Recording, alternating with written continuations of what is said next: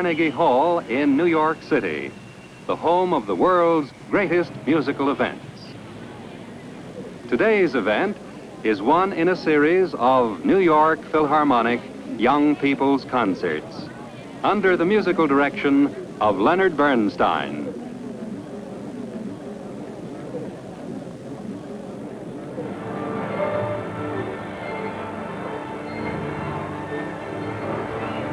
And here is Mr. Bernstein.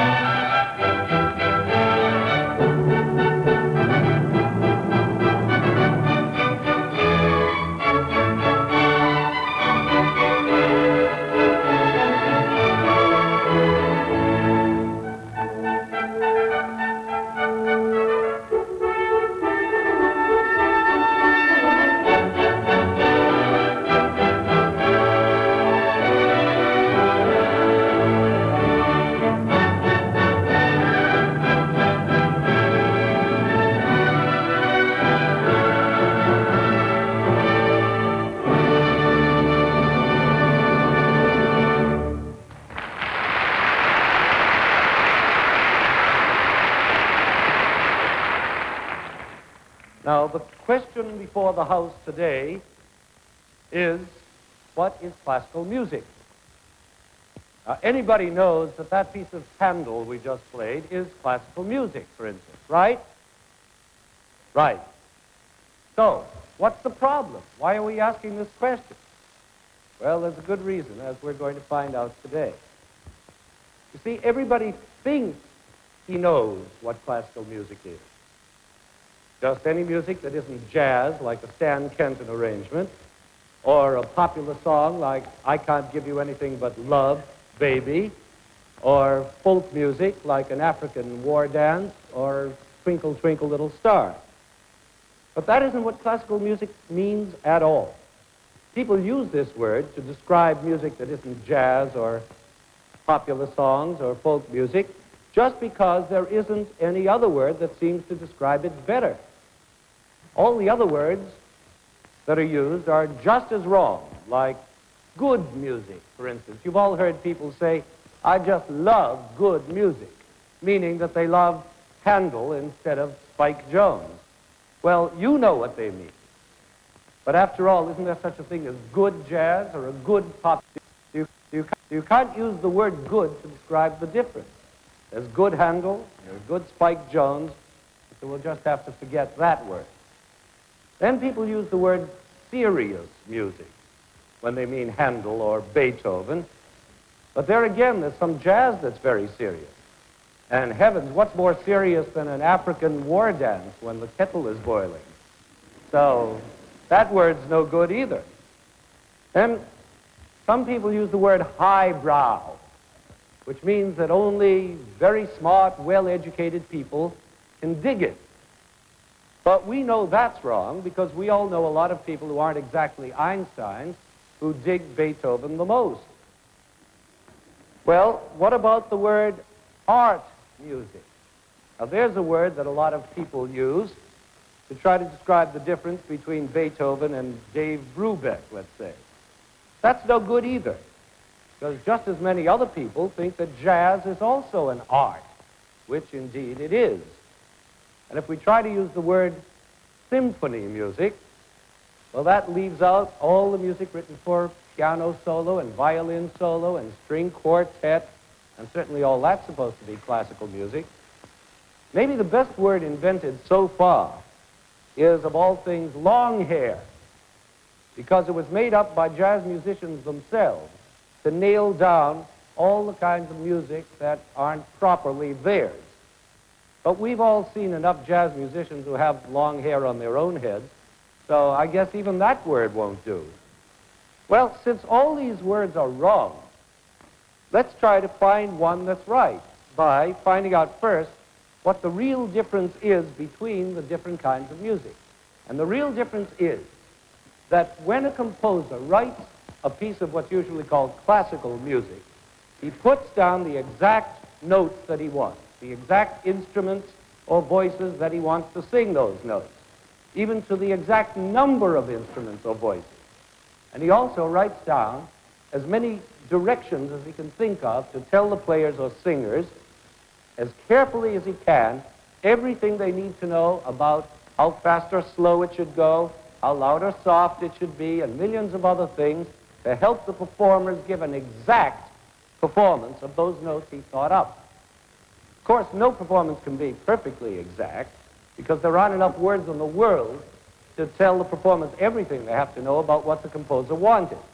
But that's just what makes the performer's job so exciting, to try and find out from what the composer did write down as exactly as possible what he meant. Now, of course, performers are only human, and so they always figure it out a little differently from one another.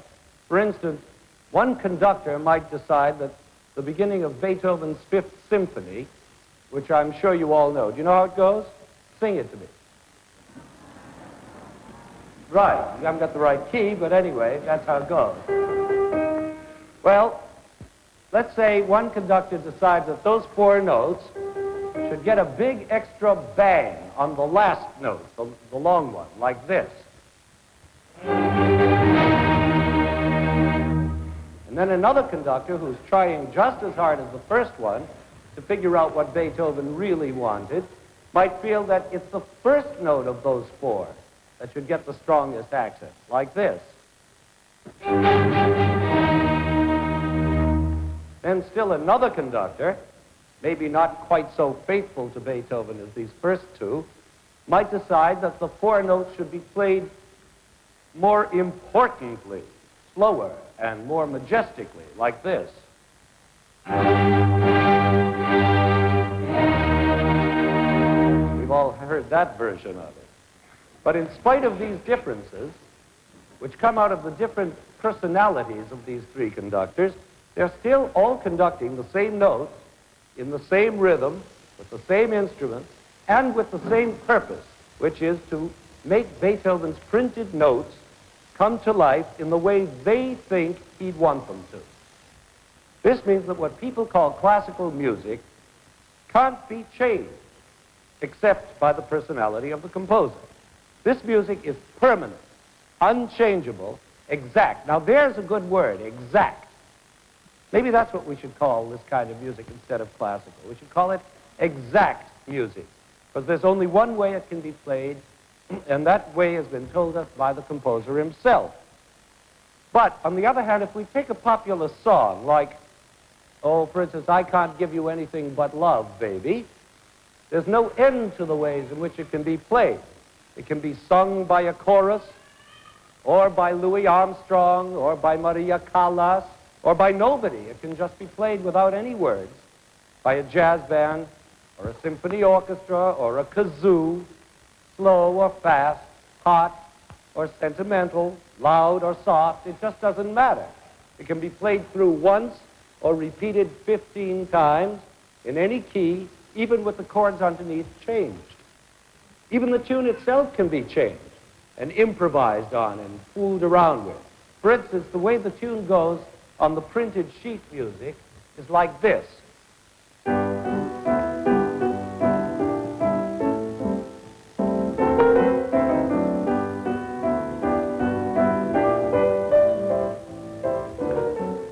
Pretty dull, isn't it? But when Louis Armstrong sings it, then it begins to sound something like this. I can't give you anything but love. Baby, baby, baby. That's the only thing I plenty of.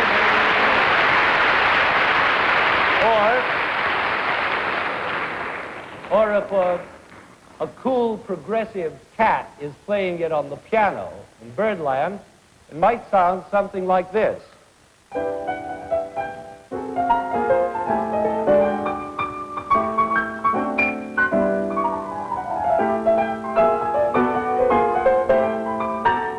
Almost unrecognizable. Or if it were sung by, let's say, the Fred Waring Glee Club, it would have a completely different sound. It goes something like, I can't give you anything but love, baby. Something like that.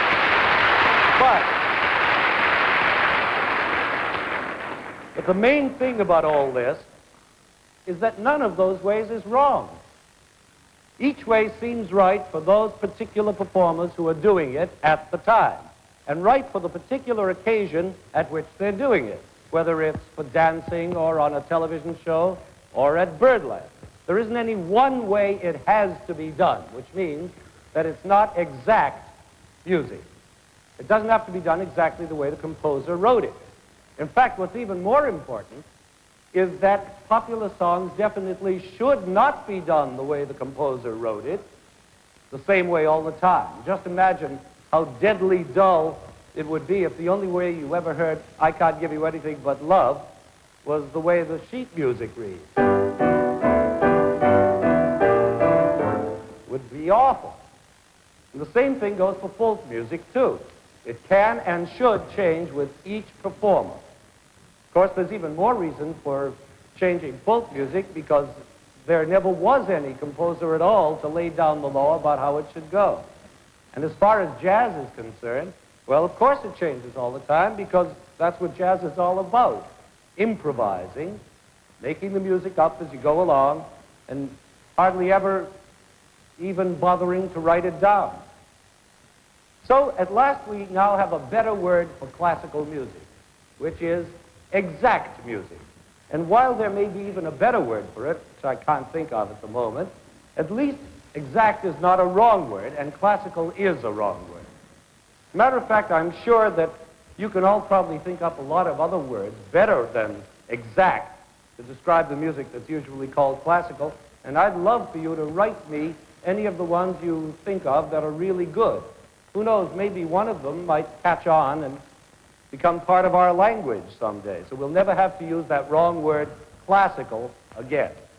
But why is the word classical a wrong word? Because, you see, while it's true that there is such a thing as classical music, it means something very different from what we've been talking about. It does not mean long hair music. It means only one certain kind of long hair music. For instance, take this well-known musical phrase. You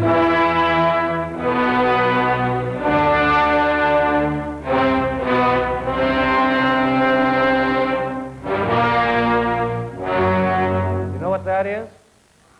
What? Let's hear it.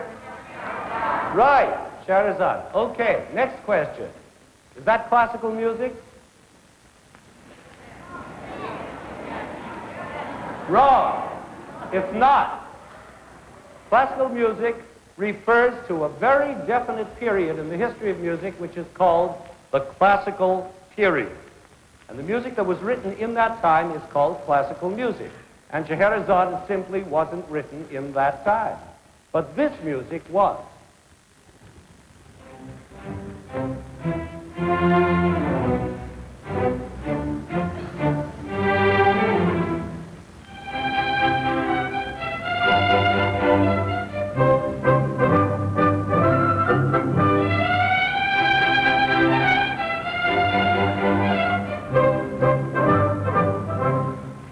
Now, I'm sure you can tell the difference between Scheherazade and that bit of Mozart we just played. The Mozart is classical music. Now, let's see if we can get some idea of just when this classical period happened. It lasted about 100 years, from about 1700 to 1800, which is, as you know, called the 18th century. Now, what do we know about this 18th century? Well, let's take the first half of it, for instance, the first 50 years. We've all learned in school what America was like during those years. It was still being settled. Pioneers were exploring new savage territories in our land. There were new frontiers all over the place. We were fighting Indians right and left. In other words, we were going through a tough time, living a rough life, and building a new country from the ground up. Now, this same time in Europe was very different. Over there, we find a nice old civilization that had been building up for hundreds of years. So by the time the 18th century rolled around, Europe wasn't any longer just exploring and nailing logs together. It was trying to make perfect what it had already built up. So these same first 50 years in Europe were a time of rules and regulations, and of getting those rules and regulations to be as exactly right as possible. This is what makes classicism, this bringing of rules to a pitch of perfection. It makes classical architecture, classical drama, and classical music. And that's what classical music really means. Music written in a time when perfect form and balance and proportion are what everybody's looking for. Music which tries more than anything else to have a perfect shape, like a beautiful ancient Greek vase. Now, the two giant musical names of these first 50 years of the 18th century were Bach and Handel. Especially Bach, because he took all the rules that the composers who lived before him had been experimenting with and fiddling with, and he made those rules as perfect as a human being can make them. For instance, take that form called the fugue. Now, the rules of a fugue are something like the printed directions you get when you buy an erector set. They tell you exactly how to build a house or a fire truck or a Ferris wheel. You start a Ferris wheel by attaching one metal section to another on the floor.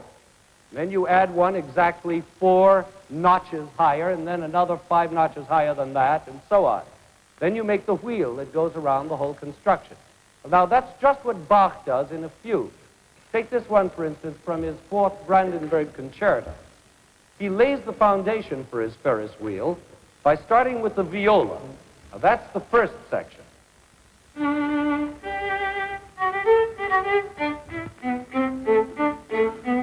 Then he adds the second section by a violin, exactly 4 notches higher, which means, in musical terms, 4 notes higher and 4 bars later.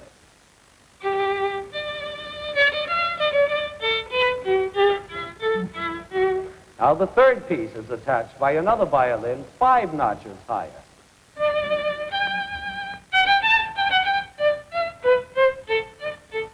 And the fourth piece by the cello and the bass way down underneath.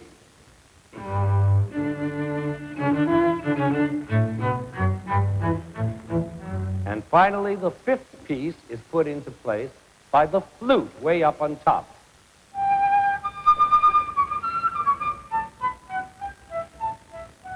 Now the foundation is built, and Bach can start surrounding it with his wheels. Now, the wonderful thing about that foundation is that it's not just 5 separate bits, one at a time. They're all joined together, which means that whenever a new instrument is added, the others still go on playing something else. So that by the time the fifth piece is attached, by the flute, you have 5 different parts all going at once, just as the 5 different pieces of the erector set are all joined together at once. Now listen to it all together.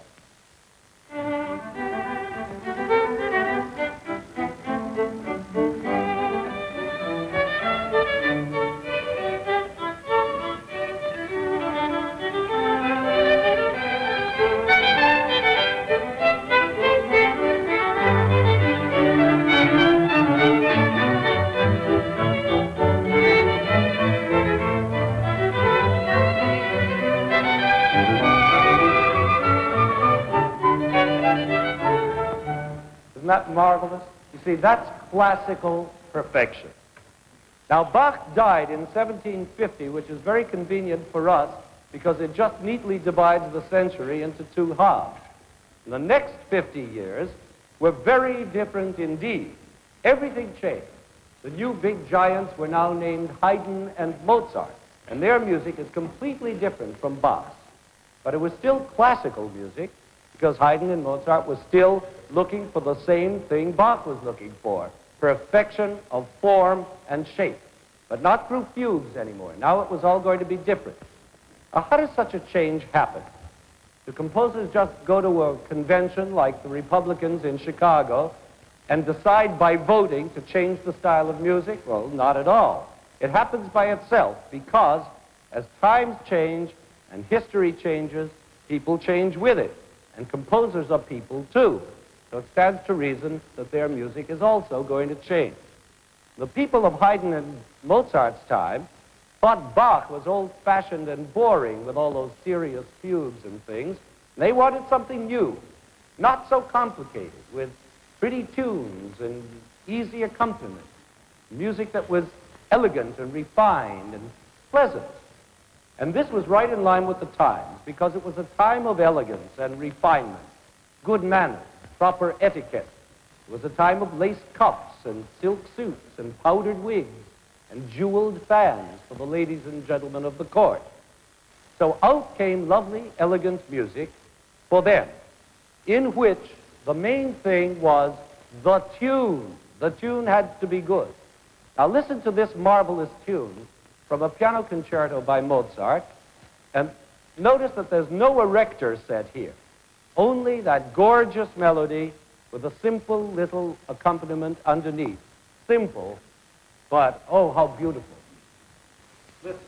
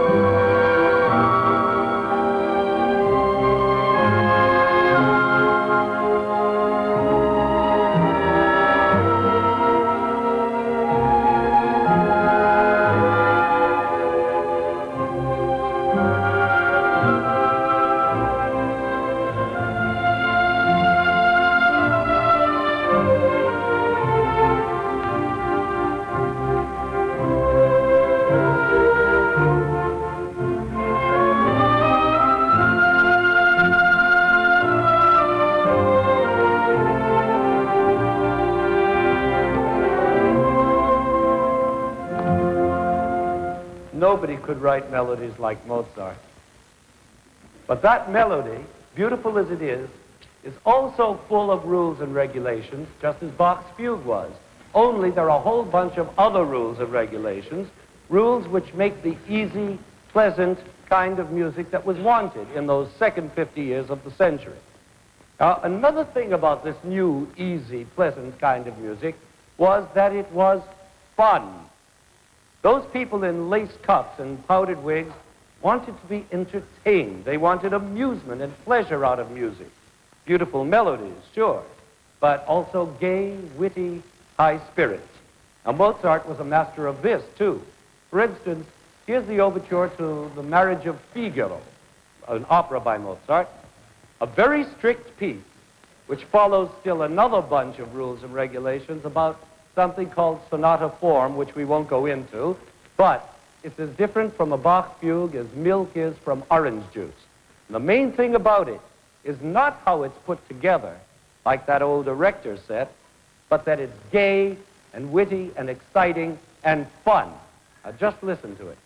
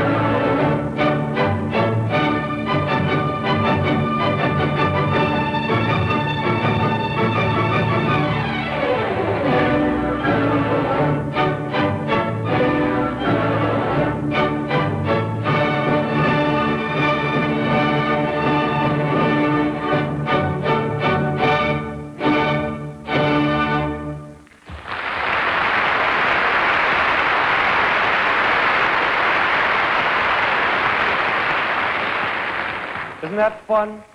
It's like a ride in a roller coaster, full of laughing and good humor. It leaves you breathless, makes you have a good time, makes you smile. But when it comes to humor in music, real jokes, nobody ever beat Haydn. Haydn was the great master of amusement. Now, there's one thing you've got to know about jokes in music. You can never make a musical joke about anything except music. Which doesn't mean music can't be funny. It means only that it can't be funny about two Martians landed on Earth and said, "Take us to your leader," and there were three Scotchmen sitting on a fence, and one said to the other. E-flats and F-sharps can't tell you anything about Martians and Scotchmen, but they can still make you laugh. And the way they do it is by surprising you. Surprise is one of the main ways of making anybody laugh anyway, as you know, like sneaking up behind somebody and yelling, "Boo!" or playing an April Fool joke on somebody, or saying hello to somebody when they expect you to say goodbye. In music, composers can make these surprises in lots of different ways. By making the music loud when you expect it to be soft, or vice versa, or by suddenly stopping the music in the middle of a phrase, or by writing a wrong note on purpose, a note you don't expect that doesn't belong to the music. Let's try one just for fun, as a matter of fact. You all know those silly notes called shaving a haircut 2 bits? You know that? All right. Just for fun, you sing "Shaving a Haircut," and the orchestra will answer you with 2 bits, and you see what happens. Come on. Now, you see, you laugh, but most people don't laugh out loud at musical jokes. That's one of the things about musical jokes. You laugh inside.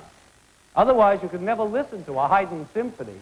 It's so funny that the laughing would drown out the music. You'd never hear it. But that doesn't mean that a Haydn symphony isn't funny just the same. For instance, you've all heard over and over and over again the Surprise Symphony by Haydn, where he suddenly bangs out a loud chord in the middle of a soft little piece. Well, now we're going to make musical history by not playing the Surprise Symphony for you today, because you all know it so well from hearing it year after year, that we're going to play something else, because Haydn could also make you laugh in hundreds of different ways. We're going to take the last movement of his Symphony in B-flat number 102. Imagine writing 102 symphonies. In fact, he wrote 104 symphonies. Well, anyway, this last movement of number 102 is full of surprises and fun. Now, let me show you some of the ways Haydn makes fun in this piece. It starts with this tune, which is fast and gay and skitters all over the place like a little funny dachshund puppy.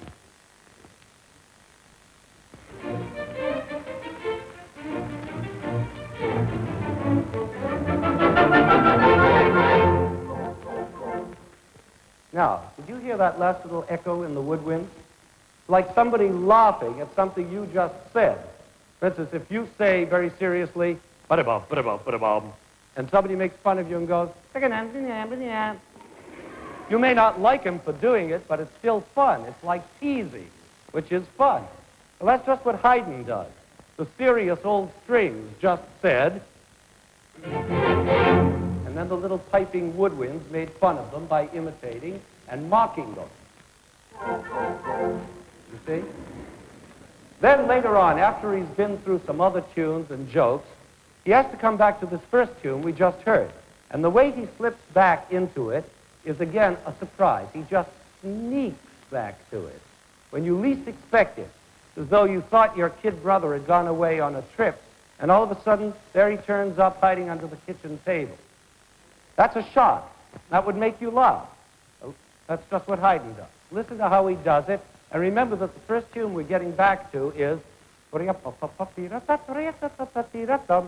Now listen to how he sneaks back to it.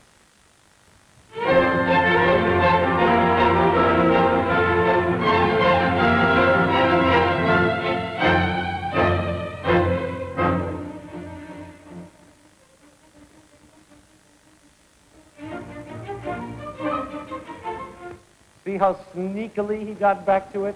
sort of while you weren't looking, boom, and he's there. Later on, he has to sneak back again to the same tune, but in a different way. Now it's as though your kid brother suddenly turned up in the bathtub.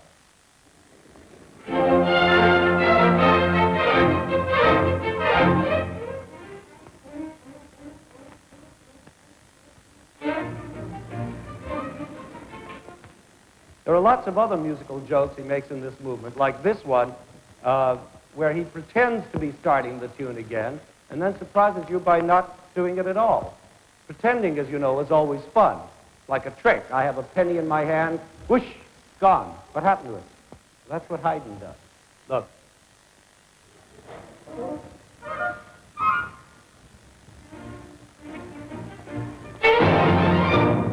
How about that last scale? That's really like yelling boo at someone, isn't it? Then he goes on making more false beginnings and scaring you with more sudden louds and sudden softs like this.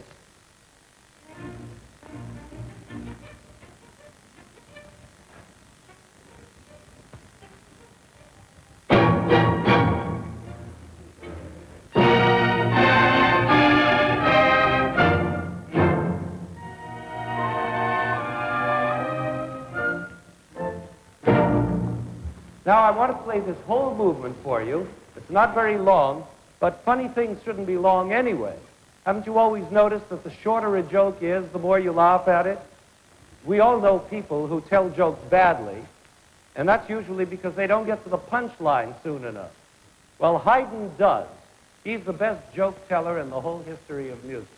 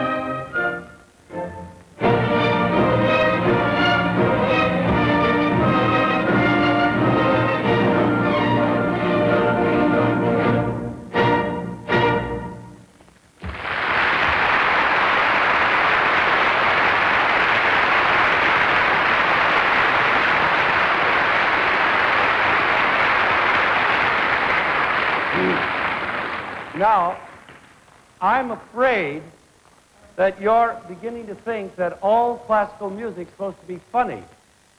And I hope not, because it's not true. It can be very serious. All I'm saying is that wit and humor and fun and gaiety are one important part of this music of Haydn and Mozart, but it also has elegance, gracefulness, strength, and much more.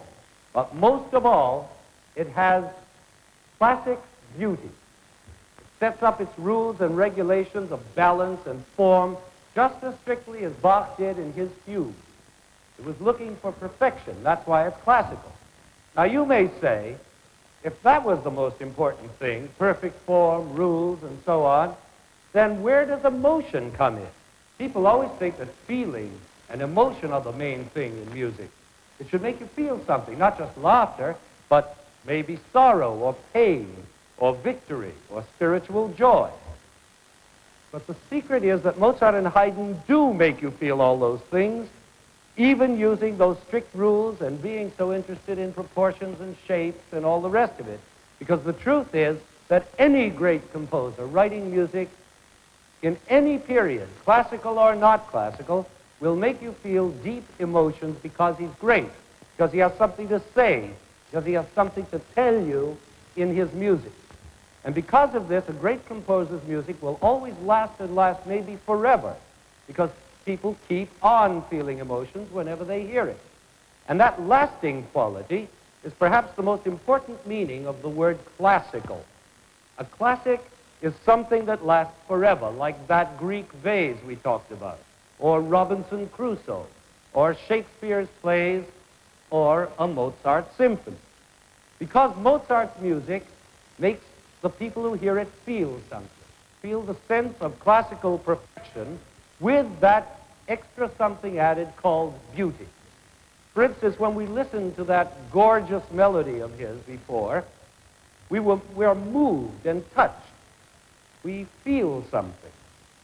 Let's listen again to that same long, wonderful line of notes and see if this time you don't feel deep feeling, almost sad but not quite, and yet not really happy either. Very special feeling.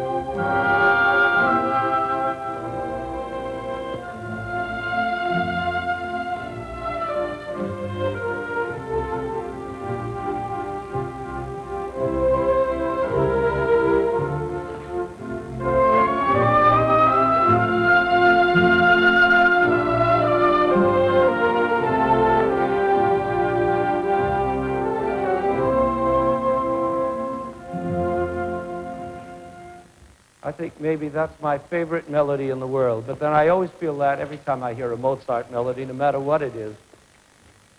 Now, the classical period we've been talking about came to an end in the beginning of the 19th century with a great composer named Beethoven.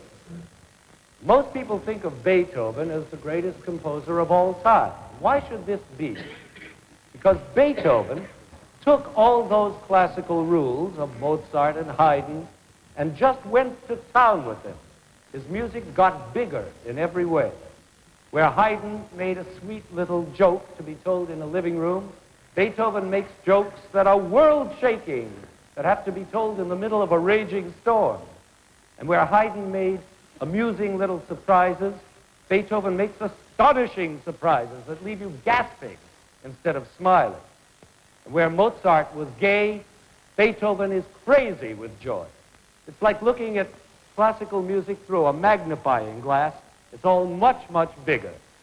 The main thing Beethoven added to classical music was more personal emotion. His emotions are bigger and easier to see. Now that we call romanticism.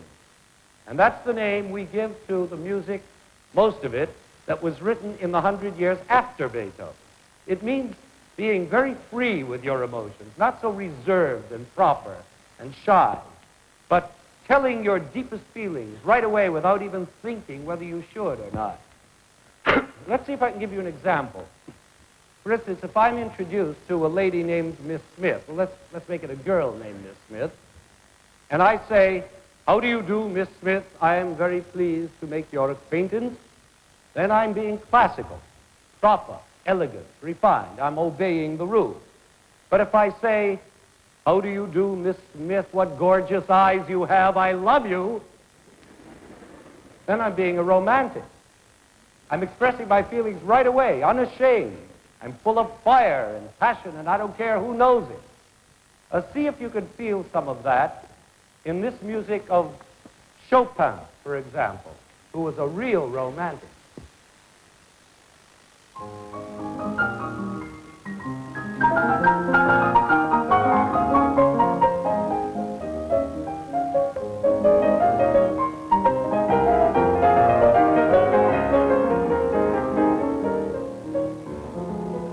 Isn't that romantic? Or listen to this bit by the great romantic composer Schumann.